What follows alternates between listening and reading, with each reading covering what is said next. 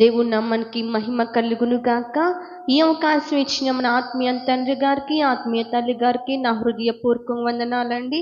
కూడి వచ్చిన మీ అందరికీ నా హృదయపూర్వక వందనాలు. త్వరగా బైబిల్ గ్రంథం తెరిచినట్లయితే ఈ రోజున వాగ్దానం చూద్దాం. ఎస్తేరు గ్రంథము 2వ అధ్యాయము 17వ వచనం. ప్రతి ఒక్కరం పరిశుద్ధ గ్రంథం ఓపెన్ చేద్దామండి. ఎస్తేరు గ్రంథము 2వ అధ్యాయము 17వ వచనం, 415వ పేజీ. 415వ పేజీ, ఎస్తేరు గ్రంథము 2వ అధ్యాయము 17వ వచనం. 2వ అధ్యాయము 17వ వచనం చదవాలి. స్త్రీలందరికంటే రాజు ఎస్తేరును ప్రేమించెను. కన్యకల అందరికంటే ఆమె అతని వలన దయాదాక్షిణ్యాలను పొందెను.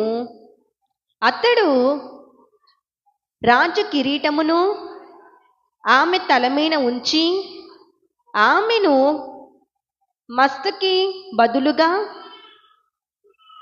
రాణిగా నియమించెను. ఎక్కడ వరకడ కళ్ళు మూసుకున్నట్లయితే చిన్న ప్రార్థన చేసుకుందామండి. మహాపరిశుద్ధుడైన ప్రేమ గల తండ్రి, ఇటు వాగ్దానం ద్వారా కూడి వచ్చిన బిడ్డలతో నిలబడి నాతో లైవ్లో చూస్తున్న ప్రతి ఒక్కరితో, మైక్ సిద్ధంగా ఉంటున్న ప్రతి ఒక్కరితో సూటిగా తేటగా మీరే మాట్లాడమని కోర్చు.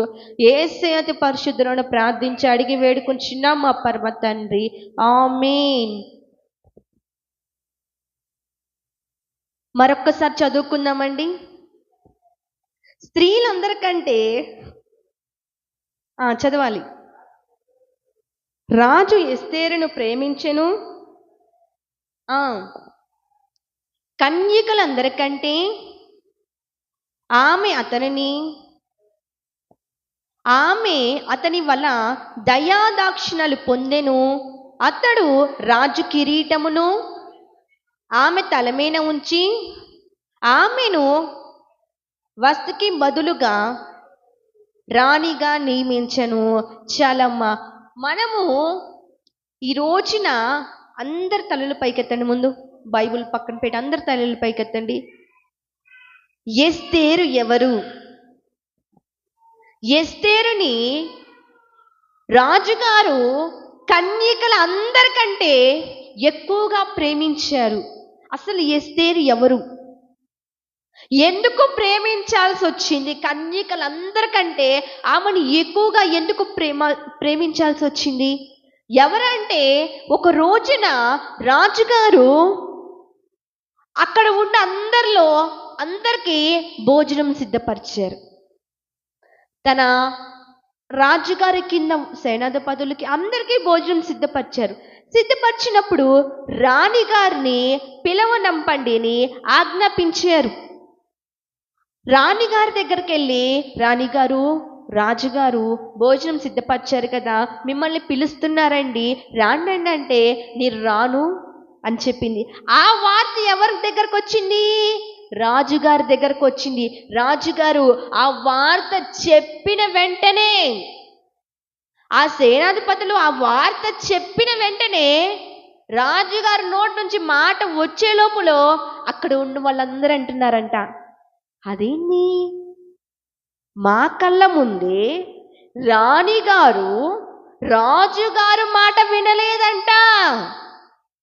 రేపు మా భార్యలు మా మాటలు వింటారా? రాజుగారి మాటే రాణిగారు వినలేదు, మా మాట వింటారా మా భార్యలు? మా మాట అసలు లెక్క చేస్తారా? మా మాట వింటారా? రాజుగారు మాట్లాడక ముందే అక్కడ ఉన్న వాళ్ళందరూ అన్నారు. రాజుగారికి ఏమొచ్చింది? కోపం వచ్చింది. ఇది ఇంత మాట అంటున్నారు నన్ను. రాణిగారు కావని తీసేశారు. తీసేసినప్పుడు అక్కడ ఏం జరిగిందంటే, రాజుగారికి రాణిగారి కావాలా లేదా? మరలా కావాలని 10 మంది కన్యకలండి, ఆ 10 మంది కన్యకలు మీరు సిద్ధపరిచి నా దగ్గరికి తీసుకొని రండి అని ఒక బాధ్యత ఎవరికి ఇచ్చారంటే, హేగే అనొక మనిషికి రాజుగారు చెప్పారు, నువ్వు 10 మంది కన్యకలు సిద్ధపరిచి నా దగ్గరకు తీసుకొనిరా అని చెప్పారు. సరే, రాజుగారు ఆజ్ఞ ప్రకారం ఆ హేగే అనే వ్యక్తి 10 మంది కన్యకలు సిద్ధపరిచి తీసుకొని వచ్చారు. ఆ 10 మందిలో ఎస్తేరు ఒకటి. అర్థమైందా? ఎస్తేరు ఎవరని అర్థమైందా? ఎస్తేరు ఒకటి. ఆ 10 మందిలో వాళ్ళు ఏం చేస్తున్నారంటే, హేగే ఏం చేస్తున్నారంటే, సుగంధ ద్రవ్యములు అన్నీ ఎవరికి ఇచ్చారు? ఆ 10 మందికి ఇచ్చారు. 10 మందికి ఇచ్చాక అవన్నీ సిద్ధపరిచి వంతుల వారి చెప్పున, ఒక్కొక్కల చెప్పున రాజుగారి దగ్గరికి వెళ్తున్నారనమాట. ఒక్కొక్కరు వంతు చెప్పున. ఇప్పుడు ఏమొక వంతు వచ్చిందంటే ఇవేం చేయాలి? మెలకుండా ఉండాలి. ఆ వంతు అయిపోయాక ఇంకొకరు, ఇంకొక వంతు అయ్యాక ఇంకొకరు, అలా వంతుల వారి చెప్పున రాజుగారి దగ్గరికి వెళ్తున్నారు. రాజుగారి దగ్గరికి వెళ్ళినప్పుడు లాస్ట్గా లీస్ట్గా ఎస్తేరు వంతు వచ్చింది. ఎస్తేరు వంతు వచ్చింది. రాజుగారి దగ్గరికి వెళ్ళాలంటే అందరూ ఏం చేస్తారు? అందంగా రెడీ అయ్యి మేమే రాజుగారికి కనపడాలి, అంత అందంగా సుగంధ ద్రవ్యాలు పూసుకొని ఇంకా ఇంకా ఇంకా లోకానుసారంగా వేసుకొని రాజుగారికి మేమే ముందుగా కనపడాలి, మేమే ముందుగా కనపడాలి అన్న విధముగా వచ్చారు 9 మంది. కానీ ఎస్తేరు మాత్రం ఎలా వచ్చింది? సాదాసీన మనిషిలాగా. ఆమె అంతకుముందు ఎలా ఉండేదు అదే విధముగా రాజుగారి దగ్గరకు వచ్చింది. రాజుగారి దగ్గరకు వచ్చినప్పుడు రాజుగారి యొద్ద అక్కడ ఉన్న అందరి యందు ఆమె దయ పొందిన దానురాళ్ళగా కనపడింది. దయాప్రాప్తురాల్లాగా ఆమె కనపడింది. ఆమెను చూసినగానే రాజుగారికే దయ పుట్టింది. రాజుగారికే దయ పుట్టింది. అక్కడ ఉన్న వాళ్ళందరిలో ఆమె ఏం చేసింది? రాజుగారి దగ్గరికి వెళ్ళక ముందే అంతమందిలో కూడా ఎస్తేరు ఒక్కటే దయాప్రాప్తురాల్లాగా కనపడింది, దయ పొందిన దానిలాగా కనపడింది. ముందుకు వచ్చింది, రాజుగారి దగ్గరకు వచ్చింది. రాజుగారు అడుగుతున్నారు, నువ్వేం కోరుకుంటున్నావమ్మా? నీకేం కావాలమ్మా? నీకేం కావాలి? నాకేమొద్దయ్యా, నాకేమొద్దయ్యా. అదే మనకొస్తే అవకాశం. రాజుగారే, సీఎం చంద్రబాబు నాయుడు గారు మీకేం కావాలమ్మా కోరుకోండి అంటే మీరేం కోరుకుంటారు? మీరేం కోరుకుంటారు? మాకు ఇల్లు కట్టించండి, మాకు ఎకరాలు పొలం కొని పెట్టండి, మాకు బంగారం కావాలండి, మాకు కారు కావాలండి, అన్నీ కోరుకుంటాం. కానీ అంతమందిలో కూడా ఎవరికి ఇవ్వని అవకాశం ఎస్తేరు ఎలా చూసినగానే దయాప్రాంతురాల్లాగా కనపడింది. ఏం కావాలమ్మంటే నాకేమొద్దయ్యా, నాకేమొద్దు. ఇక్కడ మీరు చూసుకున్నట్లయితే ఎస్తేరు ఎవరి దగ్గరకు వచ్చింది చెప్పండి? చెప్పాను కదా, ఎస్తేరు ఎవరి దగ్గరకు వచ్చింది? రాజుగారి దగ్గరకు వచ్చింది. రాజుగారు ఎవరికి చెప్పారు 10 మంది కన్యకలు సిద్ధపరచమని? హేగే అనే ఒక వ్యక్తికి చెప్పారు. చెప్పినప్పుడు 10 మంది కన్యకలు సిద్ధపరిచింది ఎవరు? హేగే. మీరు ఇక్కడ చూసుకున్నట్లయితే మనం దేవుడి సన్నిధికి వస్తున్నాం. ఆత్మీయార్థం, మనం అందరం దేవుడి సన్నిధికి వస్తున్నాం. ఎవరి దగ్గరకు వస్తున్నాం? దైవ సేవకుల దగ్గరికి వస్తున్నాం. వస్తున్నామా లేదా? హేగే ఎవరిలాగా స్వాదిష్యంగా ఉన్నారు? దైవ సేవకుల్లాగా స్వాదిష్యంగా ఉన్నారు. రాజుగారు ప్రభువులకు యేసుక్రీస్తు ప్రభువుగా సాదృశ్యంగా ఉన్నారు. కన్యకలు 10 మంది. మనమందరం లైవ్లో చూస్తున్న మీరు కూడా అందరం. రాజుగారు ఏం చెప్పారు హేగేకి? నువ్వు 10 మంది కన్యకలు సిద్ధపరచు, 10 మంది కన్యకలు సిద్ధపరచు అని చెప్పినప్పుడు హేగే ఏం చేశారు? 10 మందిని సిద్ధపరిచారు. దైవ సేవకులు అందరినీ సిద్ధపరుస్తున్నారు. కానీ అక్కడ మనం చూసినట్లయితే 10 మందిలో 9 మంది వాళ్ళ ఇష్టారాజ్యముగా ఇష్టం వచ్చినట్టుగా దేవుడి దగ్గరికి వెళ్ళాలంటే ఏ విధంగా ఉండాలి? ఆమె రాజుగారికి దయ పొందిన దానిలాగా కనపడింది. మరి ఈ రోజున హేగే కన్యకల్ని రాజుగారి దగ్గరకు తీసుకొచ్చారు. దైవ సేవకుడు దేవుడి దగ్గరకు మనందరిని తీసుకొచ్చినప్పుడు నువ్వు ఈ రోజున దేవుడి దృష్టికి, రాజుగారి దృష్టికి దయ పొందిన దానిలాగా ఉన్నావా? నా యొక్క ప్రశ్న. ఈ రోజున నువ్వు ఎలా ఉన్నావు? నువ్వేం కోరుకుంటున్నావు? ఎస్తేరు మాత్రం రాజుగారికి దయ పొందిన విధముగా కనపడింది, దయాప్రాంతురాల్లాగా కనపడింది. నువ్వు ఈ రోజున వస్తున్నా, నువ్వు ఏ విధంగా కనపడుతున్నావు? నువ్వేం కోరుకుంటున్నావు? ఈ రోజున ఏం కోరుకుంటున్నావు? వాళ్ళేమి కోరుకున్నారు? 15వ వచనం చూడండి ఒక్కసారి, చదవాలి. ఎస్తేరు గ్రంథము 2వ అధ్యాయం 15. మొర్దెకై తన కుమార్తెగా తన పినతండ్రి అయిన అబిహేలు కుమార్తె అగు ఎస్తేరు రాజునొద్దకు వెళ్ళుటకు వంతు వచ్చినప్పుడు స్త్రీలను కాయు రాజు యొక్క శూనుడైన హేగే నిర్ణయించిన అలంకారము కాక ఆమె ఏమీయూ కోరుకోలేదు. హేగే నిర్ణయించాడంట. దైవ సేవకుడు నిర్ణయిస్తున్నారు. ఈమె నీ ఇచ్చిన అలంకారం కూడా కోరుకోలేదయ్యా, నువ్వు అందరికి ఇవ్వమన్నావు, అవి కూడా ఏమో కోరుకోలా. సాదా శివుడు మనిషిలాగా వచ్చింది. ఈ రోజున నువ్వేం కోరుకుంటున్నావు? ఈ రోజున 9 మంది కోరుకున్నారు. అందంగా రెడీ అయి వెళ్తే రాజు దృష్టిలో నేను పడతానేమో, మేకప్ వేసుకుంటే, అలంకారములన్నీ ధరించుకుంటే నేను రాజు దృష్టిలో కనపడతానేమో. కానీ అవన్నీ చేసిందా? నేను నిర్ణయించిన ఎస్తేరే, నేను అలంకరించుకునే అవి కూడా కోరుకోలా. అందుకనే దేవుడి కంట్లో పడింది, రాజుగారి కంట్లో పడింది దయాప్రాంతురాల్లాగా. ఈ రోజున నువ్వేం కోరుకుంటున్నావు? దైవ సేవకుడు దగ్గరకు వచ్చావు, ఆయన రాజుగారి దగ్గరగా తీసుకెళ్ళినప్పుడు రాజుగారి కంటికి నువ్వు ఏ విధంగా కనపడుతున్నావు?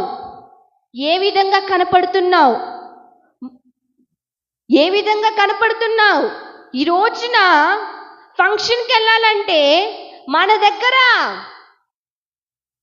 లేకపోయినా వేసుకొని, పక్కన వాళ్ళని లేకపోయినా వేసుకొని ఇంకా అందంగా కనపడాలని బ్యూటీ పార్లర్కి వెళ్ళి ఇంకా అందంగా కనపడాలని అనేక ఫేషియల్ చేపించుకుంటూ ఇంకా అందంగా కనపడాలని అనేకవి చేపించుకుంటుంది.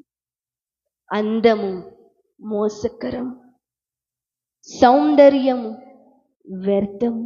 యెహోవా యందు భయభక్తులు కలిగిన స్త్రీయే కొనియాడబడి. ఈ రోజున ఎవరిని కొనియాడుతున్నావు? నువ్వేం కోరుకుంటున్నావు?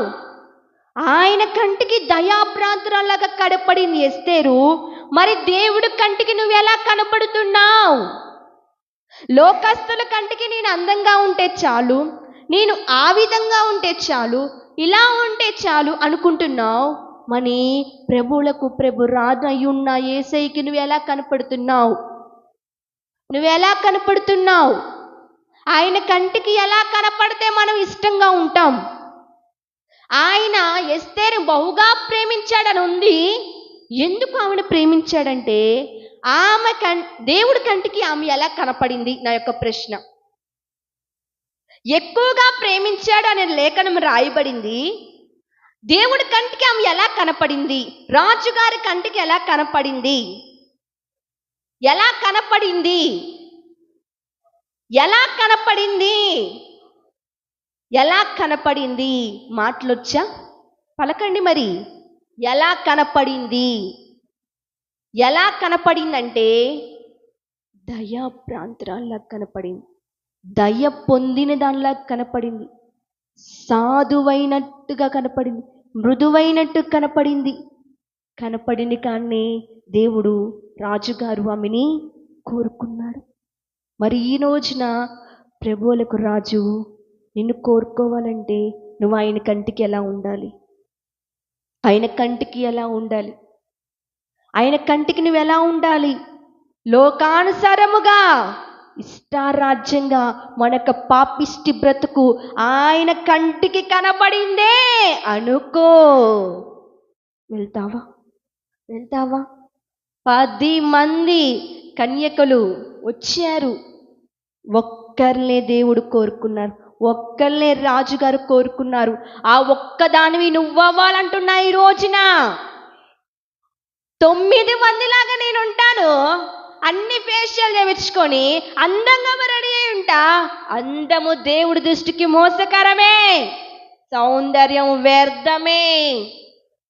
ఆయన యందు భయభక్తులు కలిగి జీవించు, దయ కలిగి జీవించు. 1 పేతురు రాసిన పత్రిక 3వ అధ్యాయం 3వ వచనంలో ఒక మాట ఉంది, చూడండి.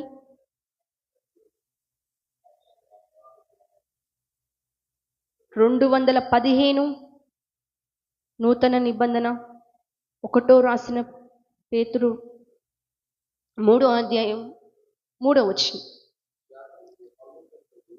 జడలు అల్లుకొనుటయు, బంగారు నగలు పెట్టుకొనుటయు, వస్త్రములు ధరించుకొనుటయు, వెలపటి అలంకారము మీకు అలంకారము ఉండక, అవన్నీ కాక ఏంటంట? సాధువైనట్టుయో మృదువైనట్టుయో గుణమును అక్షయ అలంకారము గల మీ హృదయపు అంతరంగ స్వభావము మీకు అలంకారముగా ఉండవలెను. ఏంటి? ఎవరి దృష్టికి? మనుషుల దృష్టికా? నీ భర్త దృష్టికా? నీ కుటుంబ సభ్యుల దృష్టికా? కాదమ్మా, అది దేవుని దృష్టికే మిగులుగా విలువగా కనపడిద్దంట. అది ఏ అలంకారము? అక్షయ అలంకారం. సాధువైనట్టుయు మృదువైనట్టుయు గుణము గల అక్షయ అలంకారము మీరు ధరించుకొనవలాలి. అంతేకాని జడలు అణుక్కోవటము, నగలు పెట్టుకోవడం, వస్త్రములు అందరికి ఇంపుగా కనపడే విధంగా అది కాదు అలంకారం. అది కాదు అలంకారం. ఈ రోజున ఈమె అందంగా ఉంది అనేది ఎలా తెలిసింది? ఈమె చూస్తానికి అందంగా ఉంది అనేది ఎలా తెలిసింది? వస్త్రములు చూసి, ఆమె పెట్టుకున్న నగలను చూసి, ఇంకా ఆమె డ్రెస్సింగ్ స్టైల్ అన్నీ చూసిన తర్వాత ఓ సూపర్, బాగానే ఉంది, మా అబ్బాయికి బాగానే నచ్చి అని అనుకుంటారు. కానీ దేవుడి దృష్టికి మిగులుగా విలువైనది అలంకారం ఏదంటే, నేను ఒక మాట చెప్పి ముందుకెళ్తా. మనుషులు పై రూపాన్ని చూస్తారు, కానీ దేవుడు హృదయాన్ని చూస్తాడు. హృదయం ఎరిగిన దేవుడు నీతో మాట్లాడుతున్నాడు. ఈ రోజున పై రూపం చూసి నువ్వు లక్ష్య పెడుతున్నావేమో, కానీ నువ్వు ఈ రోజున ఎట్లా ఉన్నావంటే మృదువుగా మాట్లాడాలి. మాట తీరు ఎలా ఉంది ఎస్తేరదే? ఒకళ్ళు బాధపడేలాగుందా? ఒకళ్ళని బాధ పెట్టేలాగుందా? అనేక మంది హత్యలు చేయక్కర్లేదండి, మాట చాలు చనిపోవడానికి. ఆ విధంగా మాట్లాడేదా? ఆ విధంగా ప్రవర్తించేదా? ఆ విధంగా నడుచుకునేదా? ఆమె మాట మృదువుగా ఉంది, సాధువుగా ఉంది. ఆమె మాట ఎలా ఉంది? సాధువైనట్టు మృదువైనట్టు ఆ విధముగా ఉంది కాబట్టే రాజుగారికి నచ్చింది. ఆయన కోరుకున్నాడు. ఈ రోజున నీ యొక్క మాట తీరు ఎలా ఉంది?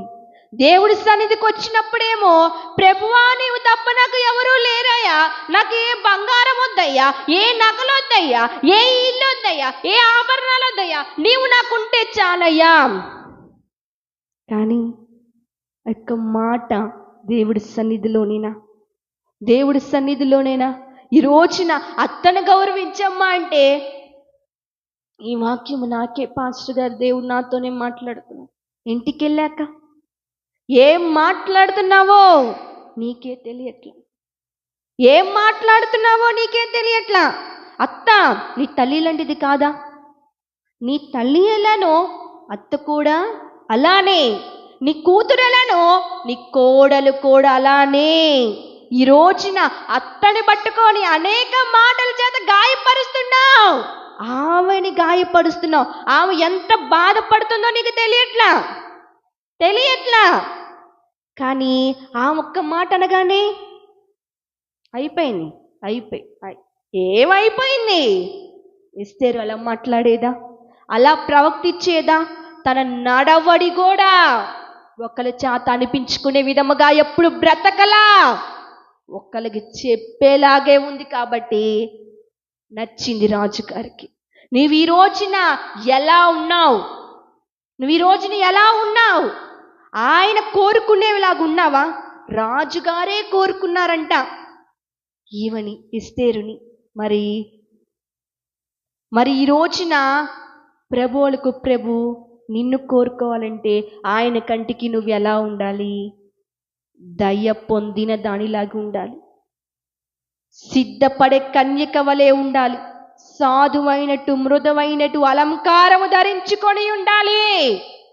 అప్పుడే ఆయన కంటికి నువ్వు కనపడతావు. అంతేగాని ఎస్తేరులాగా మేము కూడా పాత బట్టలు వేసుకొని, చింపురు జుట్టు వేసుకొని అట్లా వస్తే నచ్చుతామా దేవుడి కంటే? నాకు నచ్చుతావేమో. నీ యొక్క పై రూపాన్ని నేను చూస్తున్నా, జాలి వేసిద్ది. ఇట్లా ఉన్నారని నాకు అట్లా అనిపించింది నాకు. హృదయము చూస్తున్న దేవుడికి నచ్చాలి. నువ్వు ఎలా ఉన్నావు? ఈరోజు నువ్వు ఎలా ఉన్నావు? ఆయన కంటికి నచ్చే విధముగా ఉన్నావా?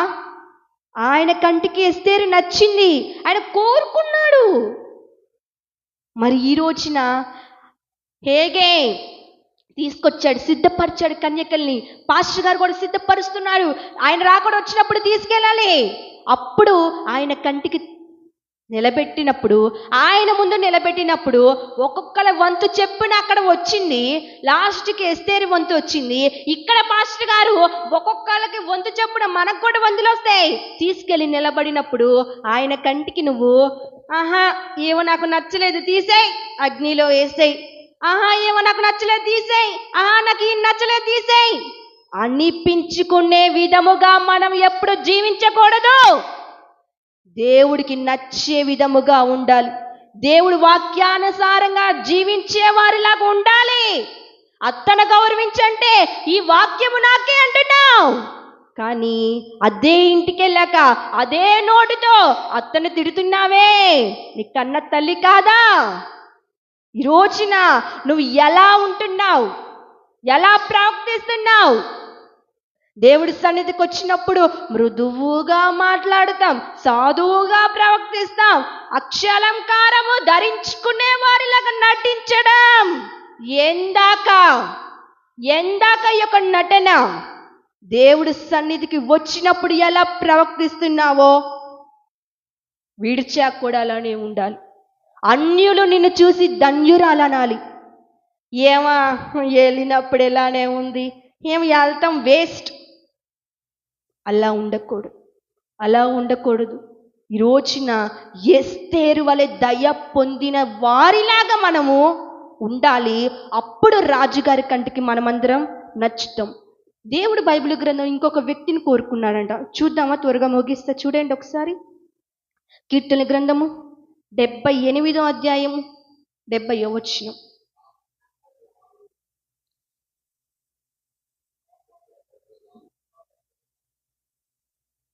దేవుడు కంటికి నచ్చింది, కోరుకున్నాడు ఆమెని.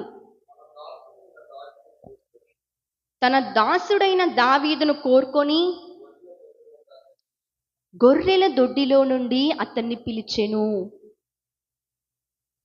ఎవరైనా అందరు తెరవలేదు, ఒకసారి తెరవండి.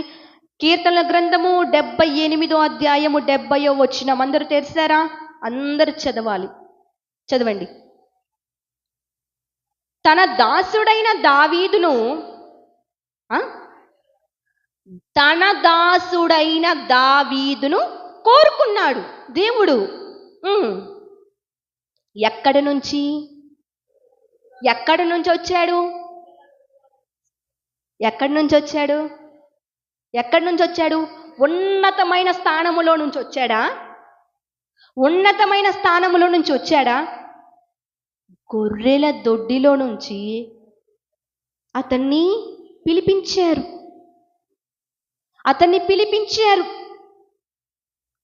దావీదు అన్నదమ్ముల దృష్టికి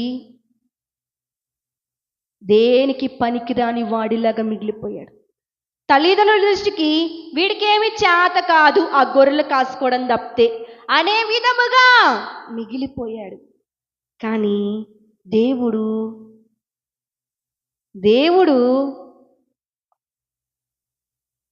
అర్థమైందని నేను చెప్పింది?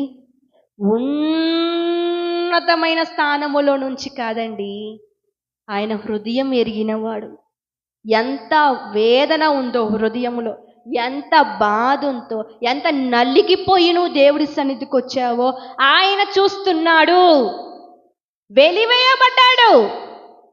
ఇంక వీడి వల్ల ప్రయోజనము లేదు. ఉన్నంతకాలం వీడు గొర్రెలు కాసుకొని బ్రతకడమే, ఉన్నంతకాలం వీడు ఇలా చావడమే, ఉన్నంతకాలం వీడు ఇలా ఉండటమే అనే విధముగా ఉన్నాడు దావీదు.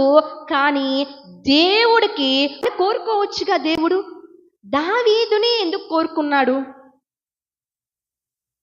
దావీదుని ఎందుకు కోరుకున్నాడు చెప్పనా? దావీదుని ఎందుకు కోరుకున్నాడంటే, దావీదు యొక్క బ్రతుకు ఎలా ఉందంటే, నలిగిపోయి హృదయం అంతా వేదనతో, పనికిరాడనే మాటలతో, ఇంకా వీడు దేనికి పనికిరాడు, వేస్ట్, వీడి వల్ల ప్రయోజనం లేదు అనే నిందలతో పెంట కుప్పలమే ఉన్న దావీదు దేవుడు 40 సంవత్సరాలు తిరుగురాని పరిపాలన చేయించాడు. మరి ఈ రోజున నువ్వు దేనికి పనికిరావే అంటున్నారా? నిన్ను బాధపడుతున్నావా? బాధపడు మాకు. నీ వల్ల యూజ్ లేదు. నువ్వు ఎంత చదివినా నీకు జాబ్ రాదు. నువ్వు ఎంతగా మంచిగా నటించినా నీ వల్ల యూజ్ లేదు అంటున్నారా? ఈ రోజున అంటున్నారా? అనేక మాటల చేత గాయపడుతున్నావా? అనేక మాటల చేత బాధపడుతున్నావా? అనేక మంది నన్ను వెలివేశారయ్యా, నా కుటుంబ సభ్యులే నన్ను వెలివేశారయ్యా, దేనికి పనికిరాని వారులాగా నన్ను చూస్తున్నారయ్యా, నా వల్ల ప్రయోజనం లేదంటున్నారయ్యా అని బాధపడుతున్నావా? ఆ రోజున దావీదు దేవుడి దృష్టికి ఎలా కనపడ్డాడంటే, మొదటగా మనం చూడాల్సింది ఆయనలో తగ్గింపుతనం ఉంది. దావీదులో తగ్గింపుతనం ఉంది. హృదయానుసారుడిగా ఎందుకయ్యాడంటే, పశ్చాత్తాపం మనసు దావీదులో ఉంది. బత్షెబతో పాపము చేసినప్పుడు తను దేవుడికి సరెండర్ అయిపోయాడు, ఒప్పుకున్నాడు తన యొక్క పాపముని. పశ్చాత్తాప మనసు ఉంది. ఈ రోజున దేవుడు దావీదుని ఎందుకు కోరుకున్నాడంటే, ఆయనలో తగ్గింపుతనం ఉంది, పశ్చాత్తాప మనసు ఉంది. మరి ఈ రోజున నీలో ఏముంది ఆయన నిన్ను కోరుకోకపోవడానికి? ఆమెలో దయ ఉంది, సాధు అయినట్టు మనస్సు ఉంది, మృదువైనట్టు మాటలు ఉన్నాయి, మాట తీరుంది, నడవడి అంత మంచిగా ఉంది. దేవుడు ఆమెను కోరుకున్నాడు, ఆమెకు నచ్చి. మరి దావీదులో దయ ఉంది, దావీదులో తగ్గింపుతనం ఉంది, దీనత్వం ఉంది, పశ్చాత్తాప మనస్సు ఉంది. మరి దావీదును కోరుకున్నాడు. మరి నిన్ను ఎందుకు కోరుకోవట్లేదు ఆయన? ఈ రోజున దేవుడు వచ్చే రాకడికి మనమందరం ఎలా ఉండాలి? సిద్ధపడే కన్యకులు వలె ఉండాలి. సిద్ధపడే గుంపులో మనం ఉండాలి. మరి ఆయన త్వరగా రానై ఉన్నాడని సేవకులందరూ చెప్తున్నారు, మనం వింటున్నాం. మరి ఈ రోజున ఆయన నిన్ను కోరుకోకపోవడానికి కారణం నీలో ఇంకా ఉందా? కోపం ఉందా? అసూయ ఉందా? గర్వం ఉందా? అహంకారమైన మనసు ఉందా? ఇన్ని ఉంటే దేవుడు నిన్ను కోరుకుంటాడా? పశ్చాత్తాపపు మనసు లేదా? దావీదు రాజు అయినట్ట దావీదే పశ్చాత్తాప మనసుంది. మరి నీకు ఎందుకు లేదు పశ్చాత్తాపము మనసు? దేవుడి సన్నిధికి వచ్చినప్పుడేమో ఆయన నన్ను చూస్తున్నాడని, యేసయ్య నన్ను క్షమించు అనే మాటకు అర్థము తెలుసా? క్షమించు అనే మాటకు అర్థము తెలుసా? క్షమించు అని ఇంగ్లీష్లో ఏమంటారు? సారీ అంటారు. ఆ యొక్క మాట చాలా వాల్యుబుల్. అది ఎప్పుడు పడితే అప్పుడు చెప్పరు. చాలా వాల్యుబుల్ నా దృష్టిలో అయితే. అది చెప్పారంటే అంతటితో ఆపేయాలి, కట్టబడాలి ఆ మాటకి. కానీ నోడుతోనేమో క్షమించే యేసయ్య మొత్తం తిట్టామంటున్నావు, నోడుతోనేమో నా భర్తని కొట్టాను క్షమించయ్య అంటున్నావు, నోడుతోనేమో నేను పాపాలు చేశానని క్షమించంటున్నావు, మరలా ఇష్టారాజ్యంగా జీవిస్తున్నావు. ఆయన నీతో మాట్లాడుతున్నాడు ఈరోజు. దావీదు రాజుగానే పశ్చాత్తాప మనసుంది, మరి నీకెందుకు పశ్చాత్తాపం రావట్లా? తగ్గింపుతనం రావట్లా? ఏమి చూసి గర్విస్తున్నావు ఈ రోజున? ఏమి చూసి గర్విస్తున్నావు? నీ జడను చూసి గర్విస్తున్నావా? నీ అందాన్ని చూసి గర్విస్తున్నావా? నువ్వు దేని చూసి అతిశయపడుతున్నావు? బైబిల్ గ్రంథంలో ఉంది, నీవే నా అతిశయమయ్యా. కానీ ఈ రోజున నువ్వు దేని బట్టి గర్విస్తున్నావు? దేని బట్టి అతిశయపడుతున్నావు? ఇంకా నాకు తిరుగులేని రాజ్యము నాది, అందముంది, డబ్బుంది, ఆరోగ్యం ఉంది, కోట్లున్నాయి, పొలాలున్నాయి, అన్నీ ఉన్నాయి అంటున్నావు. ఈ రోజున ఆ ప్రాణము నీదా? ఆయన వస్తున్నాడు నిన్ను కోరుకోవడానికి. నువ్వు ఈ రోజున సిద్ధపడే కన్యకలాగా ఉన్నావా? సిద్ధపడే గుంపులో ఉన్నావా? నిన్ను దేవుడు కోరుకునేలాగా నువ్వు ఉండాలే, కానీ నాకు అక్కర్లేదు అని 9 మందిని దేవుడు అన్నాడు. అలా ఉండకూడదు. కోరుకునేలాగా మనం ఉండాలి. ప్రార్థన చేద్దామా? ఎస్తేరులో దేవుడు ఆమె దయ చూశాడు, ఆమె మాట తీరు చూశాడు, ఆమె ఎలా ప్రవర్తించేదో చూశాడు. మరి ఈ రోజున దేవుడు నిన్ను చూస్తున్నాడు. ఆయన నీలో ఏం కోరుకుంటాడు? అందరం ప్రార్థన చేద్దామండి. దావీదును దేవుడు కోరుకున్నాడు. హృదయానుసారుడయ్యాడు. మరి ఈ రోజున ఎస్తేరుని దేవుడు కోరుకున్నాడు.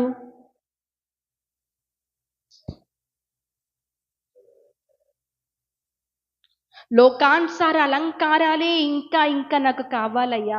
నేను నలుగురిలో వెళ్తున్నప్పుడు నాకు ఈ అక్షయ అలంకారాలు ఈ వద్దయ్యా, నాకు లోకానుసారంగా అలంకారాలు కావాలంటున్నావా? ఆయన నిన్ను కోరుకోడు. అంతమంది రాజుగారి ముందే అందరూ అన్ని అలంకారాలు ధరించుకొని వచ్చారు, కానీ అక్షయ అలంకారం ధరించుకొని వచ్చింది ఎస్తేరు. ఆమెను దేవుడు కోరుకున్నాడు. ఈరోజు నువ్వు ఏ అలంకారం కోరుకుంటున్నావు? ఇంకా లోకానుసారంగా అలా ఉండాలి, ఇలా ఉండాలి, అందరిలో బాగుండాలి, మంచిగా అలా ఉండాలి అనుకుంటున్నావేమో. దేవుడు నిన్ను కోరుకోడు.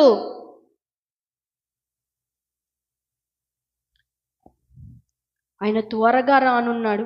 యేసు రాజుగా వచ్చుచున్నాడు, భూలోకమంతా తెలుసుకుంటారు. నువ్వు తెలుసుకున్నావు ఆయన త్వరగా రానై ఉన్నాడని.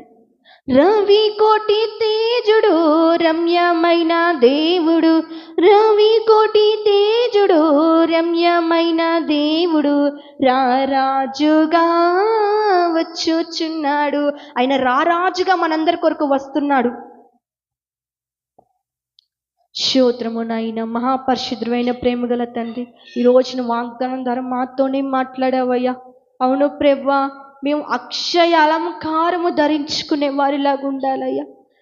ఆ 9 మందిని నువ్వు కోరుకోలేదయ్యా. ఎస్తేరులో నువ్వు చూచిన వెంటనే రాజుగారు దయాప్రాంతురాలు అన్నాడు ప్రభు. మేము దయ కలిగి జీవించాలి ప్రభు. అక్షయ అలంకారము కలిగి మేము జీవించాలి ప్రభు. దావీదులో పశ్చాత్తాపము మనస్సుందయ్యా, తగ్గింపుతనం ఉంది ప్రభు. దావీదును నువ్వు కోరుకున్నావయ్యా, ఎస్తేరును కోరుకున్నవాడు ప్రభు. నువ్వు కూడా త్వరగా రానయ్యున్నవాడవు ప్రభు. మమ్మల్ని కోరుకునే విధముగా నీకు నచ్చేవారుగా మేము జీవించాలి ప్రభు. అట్టి కృప మా అందరికి మీరు దయచేయండి అయ్యా. నీ నామానికి మీరు మరింత మహిమ తెచ్చుకోండి అయ్యా. మహిమ, ఘనత, ప్రభావాలు మీరు మాత్రమే పొందురని నజరేతుని యేసుక్రీస్తు నామం పేట ప్రార్థించి అడిగి వేడుకుంటున్నాం మా పరమ తండ్రి. ఆమేన్. అందరికీ వందనాలండి.